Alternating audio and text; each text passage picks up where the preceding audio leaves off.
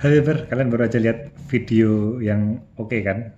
Video slow-mo yang cukup oke. Kalian bisa bayangin nggak kalau itu video itu dihasilkan oleh HP yang harganya nggak nyampe 1 juta? Apakah itu?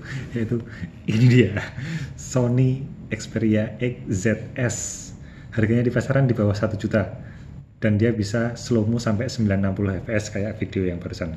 Terus, apa aja kelebihannya dan apa aja kekurangannya? Yuk mari kita bahas satu persatu. Oke, saya memutuskan membeli HP ini karena ada beberapa kelebihan yang menurut saya cukup menarik di HP ini. Yang pertama dia, yaitu tadi, yang pertama kalian bisa lihat kalau dia bisa slow mo sampai 960 fps walaupun sangat terbatas ya, hanya beberapa saat. Tapi hasil slow mo-nya cukup cukup panjang, cukup oke kok. Kalau slow mo-nya hasilnya bagus dan sangat lambat. Beberapa HP zaman sekarang pun belum tentu bisa melakukan hal seperti itu. Terus HP ini sangat murah, ya murah itu relatif, tapi menurut saya dengan harga yang batangan 900.000 dan harga yang full box nggak nyampe 1 juta biasanya, ini menurutku paketnya sebenarnya sangat komplit karena banyak kelebihannya. Apa aja? Yang pertama dia itu anti air. Beberapa emang ada yang jual tidak jaminan sih anti air, tapi menurut saya yang saya beli ini masih masih anti air walaupun belum saya coba, tapi ada sensornya yang mengatakan bahwa ini masih anti air, nggak belum bocor benda ini. eh, di harga di bawah 1 juta bisa anti air kan udah lumayan. Terus dia punya RAM 4 GB. Wah, 4 GB bro, di bawah 1 juta dengan RAM 4 GB, internal 32, lumayan banget menurut saya sih, valuable. Terus dia udah pakai USB tipe C. You know kan, kalau USB tipe C berarti banyak hal yang bisa dilakukan, mulai bisa masukin HDMI atau ngecas HP sebelah juga bisa. USB tipe C itu cukup canggih dan dia punya port jack, nggak seperti Xiaomi yang sempat nggak ada ininya, ini sangat aneh banget lah. Terus kelebihannya yang lain, dia punya speaker stereo, nggak main-main speaker stereonya, dan ini sangat imbang ya, gede, dua-duanya sama gedenya, nggak kayak beberapa HP di mana yang satu speaker utama gede tapi yang satu kecil. Ini enggak, ini benar-benar gede, jadi kalau dipakai main benar-benar suaranya dari kiri dan kanan gitu.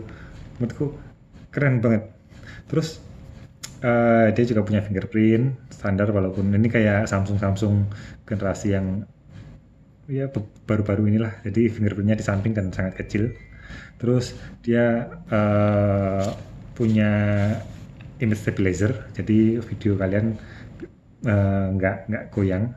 Dia punya dedicated tombol shutter di sini, jadi kalau motret bener-bener kayak motret, jadi cetik cetik. Ini menurut saya Sony emang pinter. Dia juga bisa tracking face kalau kalau lagi motret, menurut saya oke. Dan dia pakai VGA yang lumayan, jadi main game cukup lancar ya, walaupun skor Antutunya di kalangan menengah ke bawah, tapi dia dia main game cukup lancar. Aku main game Mobile Legend, terus beberapa game yang aku coba gitu, Gunbound, Mobile Legend, menurut saya sih masih flawless, masih oke lah, enak dipegang, dan dia juga tipis banget. Oh ya, dia juga punya NFC loh di harga segitu. Mana sih? Dia punya NFC. Ini di sini. Aduh, kameranya nggak bisa autofocus. Tapi dia punya NFC, dia punya beberapa fitur yang sebenarnya fitur premium, tapi karena ini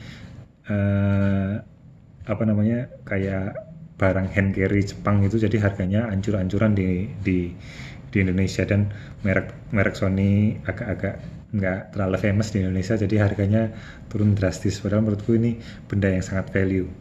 Tapi bukan bukan berarti ini nggak punya kekurangan.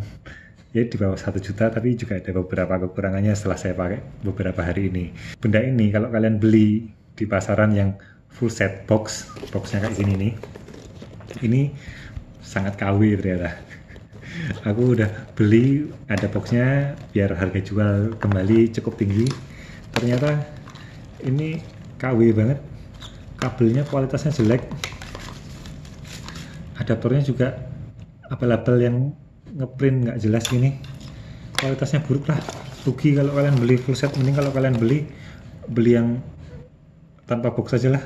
Soalnya yang pakai box aksesorisnya sangat KW, jadi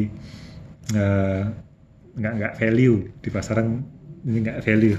Mending kalian beli charger orinya merek sebelah nggak nyampe 50.000, udah oke daripada charger yang abal-abal gini malah bikin rusak HP-nya. Terus kelemahan yang selanjutnya, karena dia hand carry Jepang, jadi ada beberapa aplikasi yang bawaan operator Jepang. Tapi sebenarnya nggak masalah kalau kalian rajin buka Google, bisa kok cara menghapus aplikasi bawaan yang dari Jepang.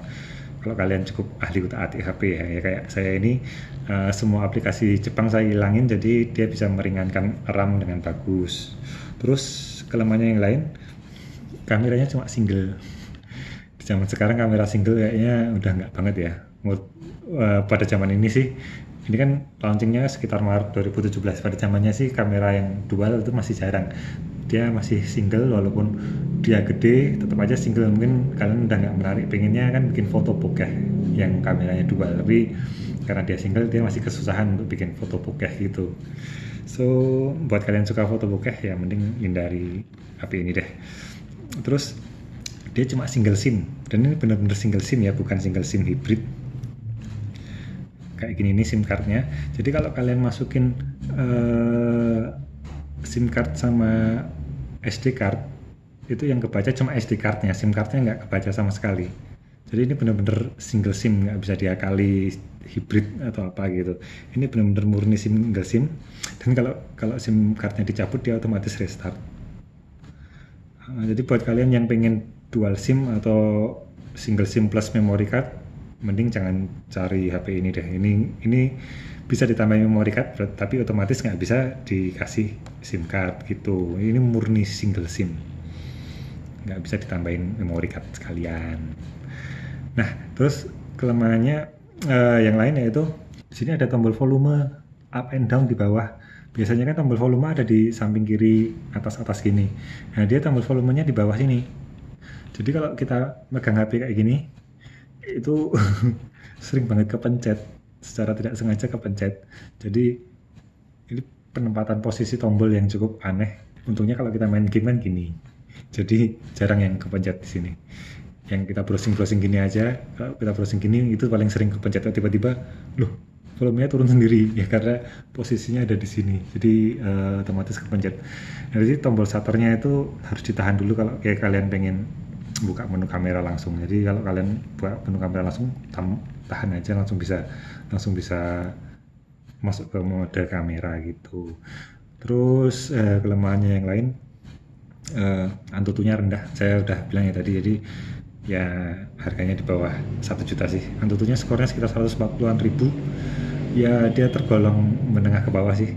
Untuk prosesor biasa-biasa aja, tapi kalau VGA sih udah lumayan, cukup banget. Kalau cuma buat maps kalian ojek online ini udah oke banget. Kalau kalian main game juga ini udah oke, udah bagus. Layarnya pun bagus yang menurut saya, bukan OLED kayak Samsung atau kayak LG, tapi layar ini oke gitu. Udah menurut saya udah well daripada layar-layar HP Cina yang murahan kayak gitu. Kelemahannya apa lagi ya? Desainnya mungkin kalian nggak suka ya, tadi desain yang tombol sini emang nggak bagus. Terus desainnya itu gede banget ininya, bingkainya kalau kalian lihat ada dagu sama dahi. Mungkin beberapa orang nggak suka sih, tapi ini kan tujuannya emang buat speaker stereonya. Menurut saya sih nggak masalah, tapi mungkin beberapa orang nggak suka desain seperti ini, kegedean. Padahal layarnya cuma 5,2 inch. Terus apa lagi ya kelemahannya? Oh, fingerprintnya kecil banget. Ya mungkin sama kayak di Samsung yang kecil, beberapa kali miss ya karena dia kecil. Kalau kalian jarinya sedikit basah, dia langsung nggak respon sama fingerprint. Jadi kita harus buka pakai itu loh, garis-garis kunci gitulah.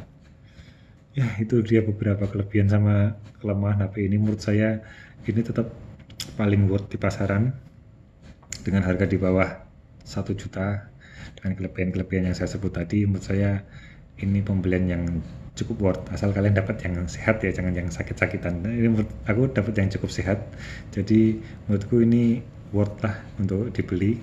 Bisa buat ngegame, bisa buat kalau kalian gaming ini bisa buat ngegame. Kalau kalian ojek online dia bisa buat sekedar map karena sensornya juga komplit. Dan ya saya merekomendasikan HP ini. menurut saya sih ini pembelian yang worth, yang pantas. Oke, gitu dulu review singkat dari saya untuk Sony Xperia XZS. Semoga kalian terbantu. Kalau kalian ada pertanyaan langsung aja tulis di kolom komentar. Kalau kalian suka video ini jangan lupa klik like dan jangan lupa subscribe ya untuk nonton video saya selanjutnya. Oke, gitu dulu, dadah, assalamualaikum.